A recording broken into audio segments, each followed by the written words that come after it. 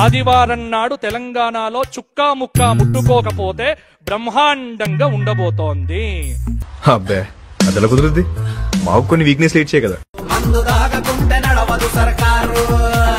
మద్యం అమ్మకాల ద్వారా 25,600 కోట్ల నుంచి 27,623 కోట్లకు చేరుకున్న రాష్ట్ర ప్రభుత్వం ఇవాళ మద్యం అమ్మకాల మీద ఆధారపడతలేదనంటే మనం నమ్మాల్సిన అవసరం లేదు అధ్యక్ష. వారు బీఆర్ఎస్ తయారు చేసిన పాలసీ అడుగుజాడల్లోనే నడుస్తున్నారనేది నా ప్రధాన అభియోగం అధ్యక్ష. ప్రతి కిరాణా షాపు రాష్ట్రంలో బెల్ట్ షాప్ అయి కూర్చున్నది అధ్యక్ష. ఎక్కడ చూసినా ఇది తాగుబోతుల రాష్ట్రం అనే అపప్రద మన రాష్ట్రానికి బూట కట్టుకున్నాం అధ్యక్ష. ఒకవైపు ఆదాయం మీద మాకు దృష్టి లేదు, మేము ప్రజల్ని మద్యానికి బానిసలు కానివ్వమని డంకా బజాయించి చెప్తుంటే రాష్ట్రంలో కొత్తగా 70 బార్లు, రాష్ట్రంలో ఇదివరకే 1171 బార్లు ఉండగా 89 ఎలీట్ బార్లు, తర్వాత 55 పబ్బులు ఉండగా ఇంకా కొత్త వాటికి అవకాశం ఇద్దామని చూస్తారు. ఎందుకంటే రెగ్యులర్ లైసెన్స్ ఫీజు కి ఎక్స్ట్రా 25% మనం వీళ్ళకి ఛార్జ్ చేసే అవకాశం ఉంటుంది. ఒకవేళ 40 లక్షలు సాధారణ లైసెన్స్ ఫీజు ఉంటే ఈ ఎలీట్ బార్ కు 50 లక్షలు వసూలు చేయొచ్చు అధ్యక్ష. అట్లనే మైక్రో బ్రూవరీలను కూడా 50కి పెంచాలని ఎక్సైజ్ శాఖ భావిస్తుంది. ఒకవేళ మీకు ఆదాయం మీద దృష్టి లేదు, మద్యపాన వ్యసనాన్ని తగ్గించాలనుకుంటే దయచేసి దీనికి నో అని చెప్పే ప్రయత్నం